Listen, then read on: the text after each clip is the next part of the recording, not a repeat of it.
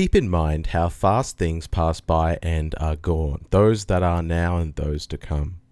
Existence flows past us like a river. The what is in constant flux. The why has 1,000 variations. Nothing is stable, not even what's right here. The infinity of past and future gapes before us, a chasm whose depths we cannot see. So, it would take an idiot to feel self-importance or distress, or any indignation either, as if the things that irritate us lasted. End quote. Marcus Aurelius. You're listening to Socratic Smarts.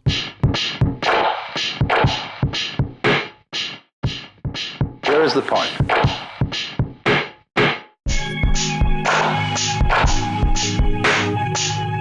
Here is the point. Here is the point.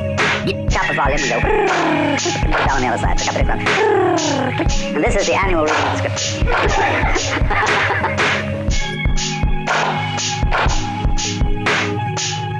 Here is the point. Here is the point. I went back and I looked. What did I really see? I'm thinking about my sight and whether this is quite authentic. Welcome, listener, to Socratic Smarts. I am Pneumatic J, aka J. Scott Brown. Thank you for coming back. It's a pleasure to have you here again once more.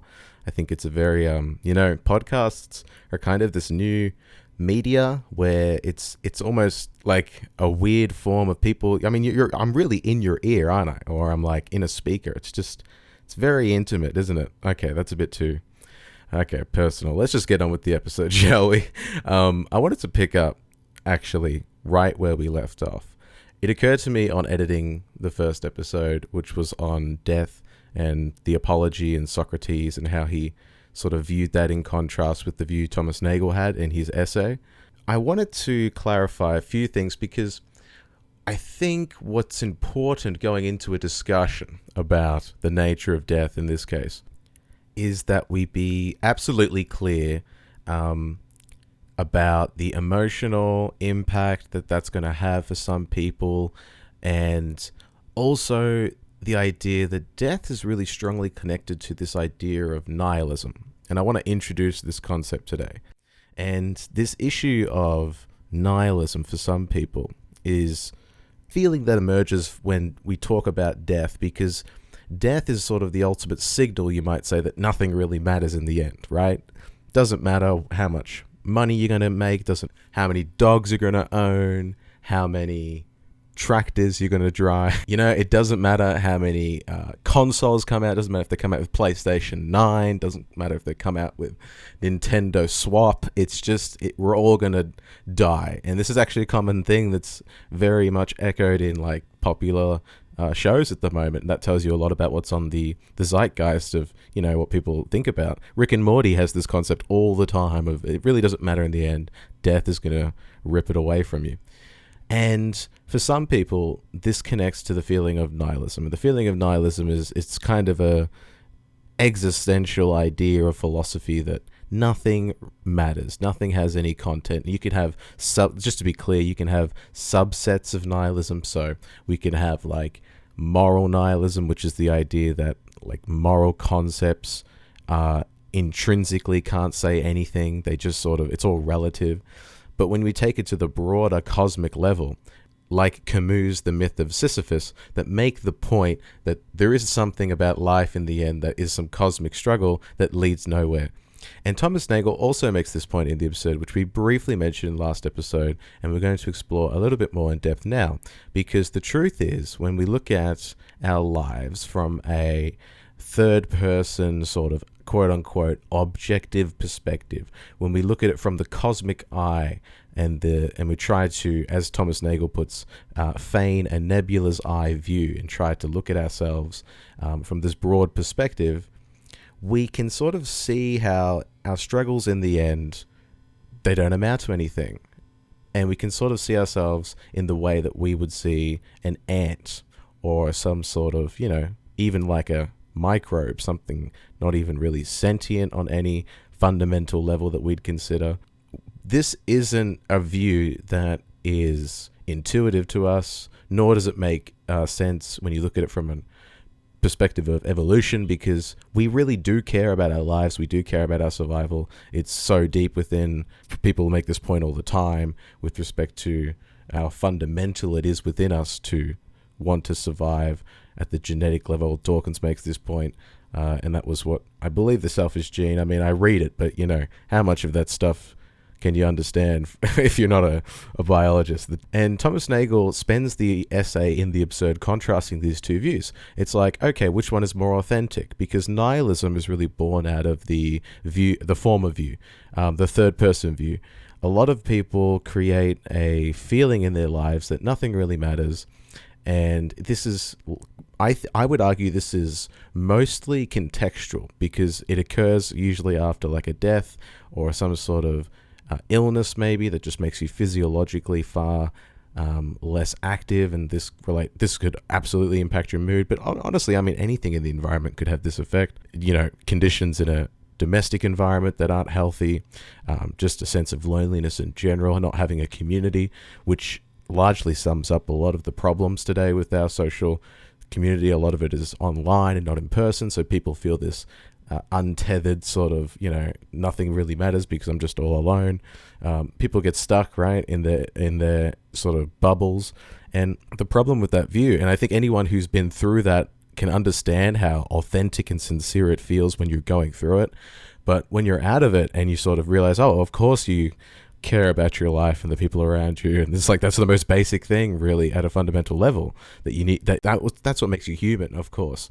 And it's not to say that if you don't feel that every day, you're not human. I'm just saying that there's something so fundamental within you that just the whole thing works and you don't need to explain it. And the idea that you could explain it is a problem. And this is where we get into the incoherency of nihilism. So let's take a little break now before we dive really deep into how nihilism, while it can be sort of logically appealing, it's sort of like the edgy philosophy phase I feel like a lot of people go through. I certainly went through it. I will not excuse myself here, no way. And so I want to use that vantage to try and explain at least how I was very confused about a lot of these ideas when I initially came across them.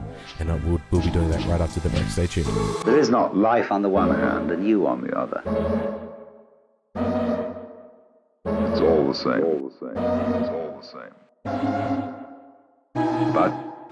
But you see, you can't tell people that. And just by telling, get them to see it. We tend to know that we're all separate poor little me.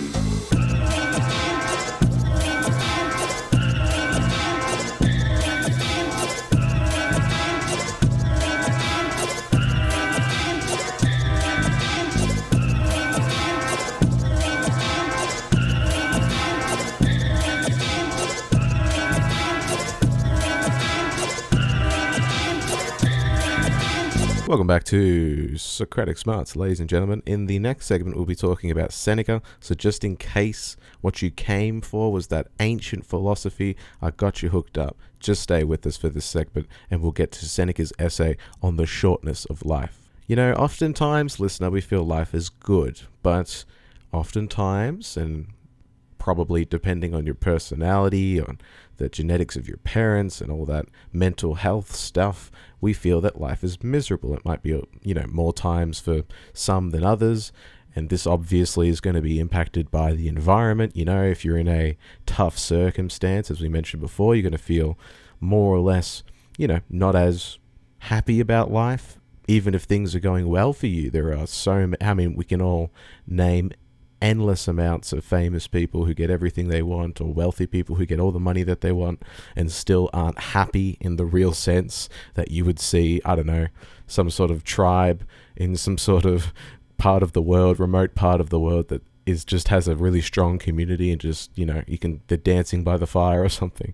That sort of happiness you don't see in a lot of very ostensibly successful people. And so we can tend to ask when we're going through these funks, well, what's the point? It's all meaningless anyway. It's all meaningless in the end. Life has no ultimate purpose. And though we may experience these thoughts of nihilism, this causes a significant doubt about our meaning and about our value in the universe. And it's actually a very deep thing to notice this within yourself. To put it in a Socratic way, we would say this is kind of a example of how ignorance can be masquerading as knowledge, when in fact you don't really know, or you couldn't even comprehend if life was meaningless or not. You don't have an answer to that question. And the idea that you could say, well, life has no ultimate purpose, Nagel points out in this essay so brilliantly in The Absurd, that even if we wanted some quote-unquote ultimate meaning in the universe, you can't really even imagine what it would be. He says, look, quote, "Consider some examples. It is often remarked that nothing we do will matter in a million years. But if that is true, then by the same token, nothing that will be the case in a million years matters now. In particular, it does not matter now that in a million years nothing we do now will matter. Moreover, even if what we did now were going to matter in a million years, how could that keep our present concerns from being absurd? If their mattering now is not enough to accomplish that, how would it help if they mattered a million years from now?" End quote.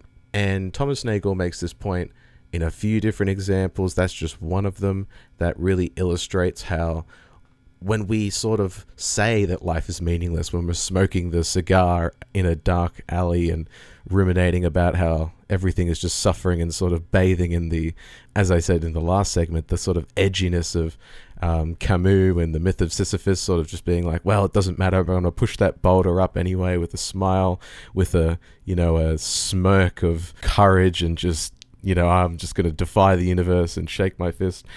There's a sort of way in which that is a kind of ignorance. And I think, again, to look at it from this Socratic perspective, the truth is there is a considerable amount of suffering that you're absolutely guaranteed in a human life. These instances are going to induce negative emotion. And that is something that is just guaranteed. Moments of sudden financial stress or debilitating illnesses, some sort of sickness, or even a reminder of death. All these things will spontaneously emerge, and this is just the nature of what life is. It's no more or less natural than being born. And all of these reminders of death as a final thing that is going to, in a romantic sort of way, rip you away. But the truth is, what are you being ripped from?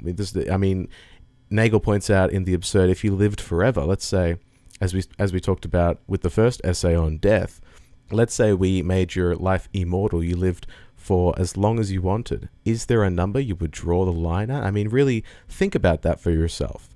Is there a amount of years that you would say that's enough life, let's cut it out? Because it feels like to me, when you're looking at it from the present moment, the first person experience of what it is subjectively like to be you don't ever really want to end your experience. And Nagel makes that point. You have an intrinsic interest in continuing to experience, continuing to be sentient. And if we accept, I say this to the nihilist, I say this to my edgy 18-year-old self who thought that nothing really matters and, it doesn't matter what I do. That was the kicker. It doesn't matter what I do in this dystopian world I find myself in. Nothing matters in the end anyway. But the truth is, that was a delusion. And you can pull yourself out of all sorts of negative emotions once you start to realize the incoherence of certain concepts, especially if you on a metaphysical, philosophical level. And if we accept that adversity and undesirable experiences are inevitable, then we can look at them in a different sort of way. We can fundamentally change how we are going to react to, for instance, pain. It is a fact that we have people in this world that have transcended incredible amounts of pain and bodily stress. People in the military with like Navy SEALs, and people that just go through absurd amounts of training to become real life action heroes. And the truth is, if you really sat down with them and said, what is pain like to you when you're going through that? I have no doubt that they would describe it as some of the most meaningful experiences that they've had was going through that training and pushing through it and knowing that they could, having the memory of being someone who could transcend that it's so powerful to one's sense of self. And so if we accept that, okay, there will be pain in this life, there will be sickness, there will be death, there will be suffering, our response can be, well, what can we do? How can we approach it? As opposed to saying, well, it doesn't matter in the end anyway. Someone comes and shakes you and just says, what are you talking about? It like, does if they pinch you, does that matter? Does pain matter? And you can view it from a different perspective, because our lives matter very sincerely from the first person subjective perspective. Nagel says on this sentiment, quote, "We cannot live human lives without energy and attention, nor without making choices which show that we take some things more seriously than others. Yet we have always available a point of view outside the particular form of our lives from which the seriousness appears gratuitous. These two inescapable viewpoints collide in us, and that is what makes life absurd. It is absurd because we ignore the doubts that we know cannot be settled, continuing to live with nearly undiminished seriousness in spite of them." End quote. So there's no doubt in which we can say, okay, there is a way on the cosmic level, empirical astrophysics has shown us in the 21st century with all these amazing telescopes and technology, and it's basically pointed out, hey, Earth is no more or less remarkable than any other part of our galaxy, and it's insofar it's so big and incomprehensibly majestic and interesting, and don't even go into the quantum level if you want to get completely confused about what's going on in your world. There is a way in which you can say, well, I don't even really think I can explain that. I don't need to explain that. This is another way that the Socratic method of approaching this is very useful, because you don't need to suffer from the fact that life is meaningless. You can simply say, I don't know. I don't know, and I know that I don't know, and that's the knowledge that I have. That is my Socratic irony in knowing that I don't have an answer. And so that's the power that Socrates had when we discussed the apology in the last episode. He doesn't know what death is. So why would he fundamentally be terrified of it on any level? He's going to approach it with the same philosophical curiosity that he had with any other problem of, what is virtue, what is justice, let me try and figure it out, let me be curious and explore it. The worst thing is just to mindlessly fear it because of some ignorant idea that you haven't investigated for yourself. That is the according to him, the root of all evil and vice. That is so, he would just be so upset with you. He would be so disappointed. He would be like the dad who says, I'm not angry, I'm disappointed. That's what he would say to you. And to get lectured by Socrates in that manner is just existentially destroying, I'm sure. For fun, before we end this segment, let's just do that silly philosophical question that always comes up and bring up to try and trigger some deep and meaningful with a friend. What is the meaning of life? What is the meaning of... Don't you just want to slap me in the face when I say that? The truth is, this is not a coherent question, because here's what it's assuming. If I was to lay this out in a deductive logical form, we would be saying this question assumes that meaning is something that is intrinsic to the universe, that we're going to look with some magnifying glass and some scientific instrument and chip away at a rock and meaning's going to fall off or something like that. It makes the idea that meaning is something tangible and external to our conscious first-person experience of the world. And the truth is, what's meaningful in this life is pain. What's meaningful in this life is the taste of chocolate. It's your experience of what it is like to be you in any given moment. It's not to be explained by some scientific theory of, well, actually, here's why the world's meaningful. It's because you're the only planet, you're the only galaxy, or you're the only relevant, species of life. There's actually no aliens. It's just you, and there is a God, and he's watching you, and he's taking care of you like Daddy would, rocking. That is the appeal of most. I don't mean to be disrespectful. This is an entertainment show, primarily designed to be educational and interesting, but that is the assumption of a lot of, or rather that is the appeal of a lot of religious beliefs as well. The idea that, well, we can neatly explain the whole thing. Don't worry. You don't have to feel the dissonance of not having an answer. You don't have to feel that Socratic, I don't know, I'm comfortable not knowing. You don't have to feel that, because for some people that's terrifying. And I want to address that with this third segment, where we're going to be talking about Seneca and how his view on this really can help you have an emotional shift with respect to how you really see death right now. We're going to go into Seneca in the final segment, so stay tuned for that.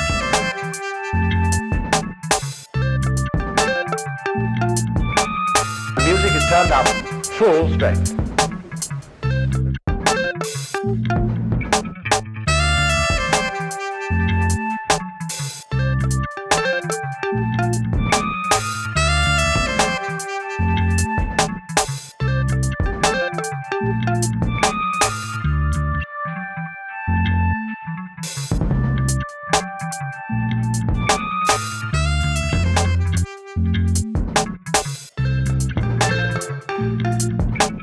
The music is turned up full strength.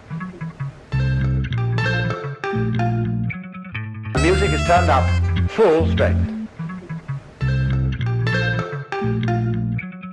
Welcome back, listener to Socratic Smarts. Thank you for sticking out into the podcast for this long. That suggests to me that you might be interested in the show and you might want to give some feedback. If you have stuck it out this long, thank you very much. If you want to get in contact, give some feedback, criticism, analysis, tips and to improve the show. I'm still a noob at podcasting, so if there's some audio stuff I need to know and you know what's going on, please, I'd love to hear it and correct my ignorance and be my Socrates, please.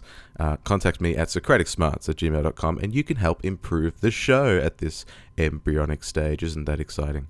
Today, in the final segment, listener, we're talking about Seneca, and we've been setting up throughout this episode the concept of nihilism and the unescapable, inevitable experience that many of us have in this life, whether it is towards the beginning or towards the end or somewhere in the middle. We have a feeling that maybe the whole thing doesn't really matter. It doesn't really end up being anything that we can say is meaningful, if we take that term to mean anything. And Seneca helps us out here because Seneca the Younger, let's give a little bit of detail, a little bit of background on this guy before we jump into his outlook to approach life in a different sort of way than we're usually accustomed to, especially in those moments of nihilism. He says, quote, this is from A.C. Grayling's The History of Philosophy.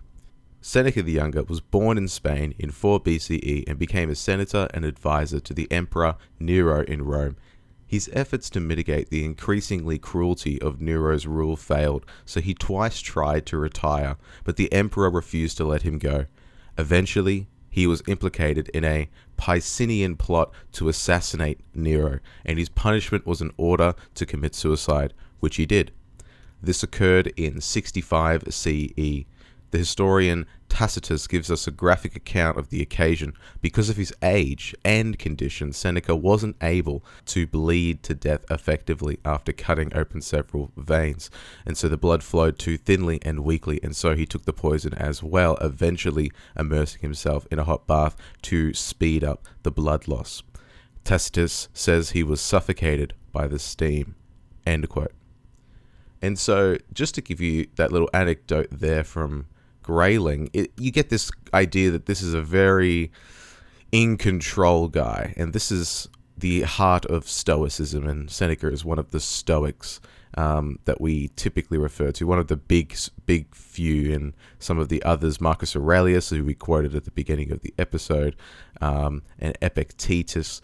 These are the Stoic people who have lived throughout history and written down many things which all kind of are unified by the idea that in order to have the best psychological health in this moment, you should be very clear about the things which are in your control and very clear about the things which are not in your control, and do everything within your cognitive capacity to only feel emotionally attached and responsible to the things you can control, because that makes your life far happier. So let me ask you, listener, is death something you can control? Is death something that you're thinking about? Is death something that's interfering with your happiness and mobility and ability to make a decision right now? Because if it is, the Stoics Seneca would, shake you and say, hey, you can't control that. Don't let that interfere with what's going on right now. So for instance, his center of the philosophy can be summarized here again by Grayling. Let's go back to the history of philosophy. Quote, "It was a commentator on Stoicism, Cicero, who best found a way of summing up their ethical outlook. Quote, 'To learn to philosophize,' he wrote, 'is to learn how to die.'" End quote there, back to Grayling. Meaning that a right understanding of death frees one from the fear of it, so that one can love with greater courage and autonomy. If you're not afraid of death, you are ultimately and completely free, because you always have an escape from the intolerable. Freedom from the oppression of anxiety and fear, and from desiring what one cannot oneself achieve or gain, is happiness itself. The idea that happiness is the aim, as we shall see, shared by all in the ethical debate from Aristotle onwards." End quote. And so what you get here with Stoicism is a very clear understanding that we suffer because we don't see things clearly, we don't understand what we really have control over. And if you're spending all day, all of your productive life, musing about death or some future suffering, which is going to be inevitably coming towards you, like we established in the second segment, this is a bad argument if this is your can't stop thinking about and experiencing anticipatory anxiety about all the future events that are going to come. And well, that is just unfortunately something to be worked on. It's a born out of ignorance. It's a kind of confusion about what is true right now, and inevitably we know that we're going to have bad things happen because we know we're going to die at the end of the day. If you're not aware of that fact, then you're just confused about what you are and what this life is. And so with that said, we've got a bit of background on Seneca. Let's go into what he wrote and how he changes the concept of death here to be quite a positive thing. And before we get into this, I want to reiterate the caveat we had at the beginning. There's just a caveat every episode for some reason. I understand if this is too intense, too emotional, too fraught to talk about death in this way, to sort of frame it in this positive way. But I want to say to you, listener, if you do feel that way, just try and get through this last segment, this last sort of view of Seneca's, because he really does allow you to at least glimpse a different perspective, which may not immediately, help you, and, it's not going to change your life overnight, but it could give you a different angle to approach the idea of death, which isn't universally a negative thing. In fact, it can be a very distinct reminder of how positive and great your life is right now. So let's get into Seneca. He said, quote, on the shortness of life, "There's no reason to believe that someone has lived long because he has grey hair and wrinkles. He has not lived long, but long existed. Men are thrifty in guarding their private property, but as soon as it comes to wasting time, they are most extravagant with the one commodity which it's respectable to be greedy. So it is. The life we are given isn't short, but we make it so. We are not ill provided, but we are wasteful of life." End quote. So this is interesting, right? So think about how you are usually living most of the time. Are you spending, if we were to bracket it out into percentages, let's say, let's be generous, 90% of your day is maybe focused on things, not distracted, and you feel just, absorbed in what you're doing, and you're sort of feeling the flow state, and there's no anxiety or rumination and unnecessary thought impeding your enjoyment of the present moment. If I'm being honest with myself, it's probably more like 50% or maybe 60 if it's a good day and I'm producing this show, I'm doing something creative and I do really get absorbed in something. But if I'm just, as we all do on the relaxing days, just sort of lounge around, you can be distracted most of the day even. That percentage balance can be completely inversed. And that's the point that Seneca's making here. Just because we live long doesn't mean that we have actually lived. It just means that we've existed long. He has made a distinction here between using your time effectively and actually being absorbed in life. That is living, versus existing, which can be a whole variety of, you might say, unconscious living, a sort of, as Socrates would put it, living through vices or ignorance. That there is many ways to waste the time that we are given. But when we're not wasting the time, it doesn't feel so short. And this is his contention in the essay on the shortness of life. He makes it very clear that really, as we discussed earlier in the episode, not only would it not be more meaningful if you lived, far longer, because we waste plenty of time already. It's this idea that you need to get your priorities straight in life, and whatever you prioritize, the things that provide you with a sense of meaning and gratify your longing for purpose, organize your life around them, actually do them, and use the knowledge of death as a stimulant to really get that balance right for yourself as quickly as possible. It's a sort of urgency you can use to focus on. And though we can fear death in the abstract, the idea that non-existence is a weird, absurd thing that we can't even imagine, the person who embraces this idea every day that it will come to non-existence in the end is able to organize their attention in a different way, such that they are able to live with less regret, have a different perspective on the future, and the ability to maybe reframe the concept of risk-taking in such a way. Let's go back to Seneca for a second. Quote, "You are like ordinary mortals in fearing everything. You are like immortals in coveting everything. For those who forget the past, disregard the present, and fear the future, life is very brief and very troubled. When they reach the end of it, they realize too late they've been busied for too long in doing nothing." And end quote. And again, he's sort of hitting this point throughout the essay. It's a very short essay. I recommend you go read it yourself. There's also a brilliant reading from a guy on YouTube. I'm going to include a little bit just of his reading. I hope he doesn't mind. It would be superfluous to mention more figures who, although they seemed to others the happiest of mortals, themselves gave true testimony against themselves when they expressed the intense hatred for every act of their lives. Yet by these complaints they changed neither themselves nor anyone else, for after the outburst their feelings reverted to their normal state. In reality, your life, even if you live 1,000 years and more, will be compressed into the merest span of time. Those vices of yours will swallow up any number of lifetimes.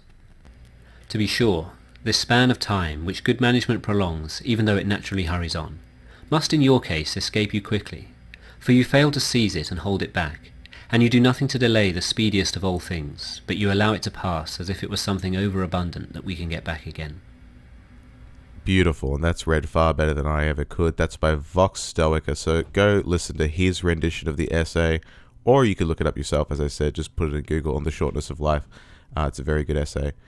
That's really the contention of what Seneca's getting at. He's trying to point out that if you look at the resources at your disposal, what you have in front of you, how many privileges do you have in this life at the moment? You got a flushable toilet, you've got a kitchen, you've got so many things that Seneca certainly didn't have. And one of the points that he's making here is that the only non-renewable resource you have in this life is time. It's the only thing you're guaranteed to run out of.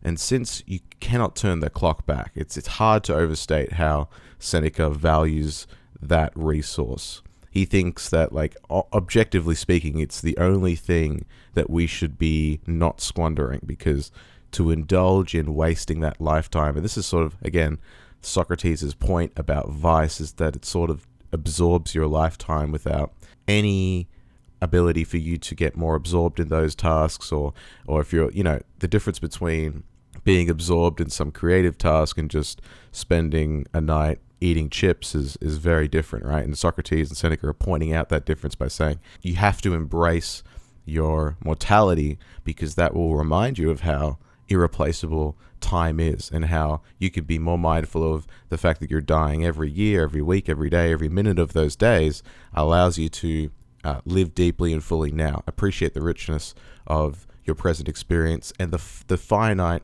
aspect of life, because this is really the secret here that Seneca's pointing out. You can use the finite aspect of life to help you enjoy it more, embrace it more, as opposed to it being a reminder of nihilistic feelings of life is meaningless, life is going to end anyway, so what's the point? Well, actually, it's going to end, so let's enjoy it. Let's make it let's make it a party. Let's make it great, instead of the feeling that we should do nothing, or we should just let the world run roughshod over ability to enjoy it. That seems a bit absurd.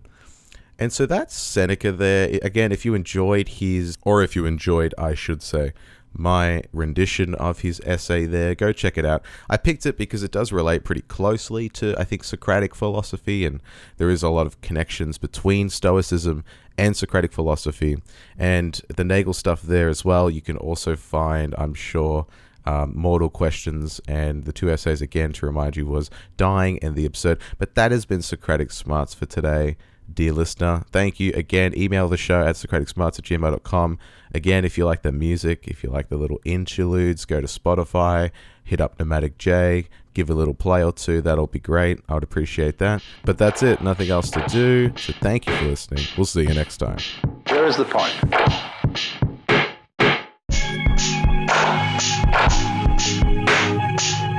Here is the point. Here is the point.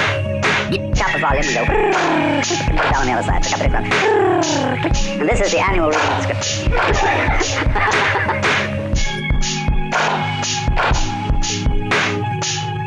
Here is the point. Here is the point. I went back and I looked. What did I really see? I'm thinking about my sight and whether this is quite authentic.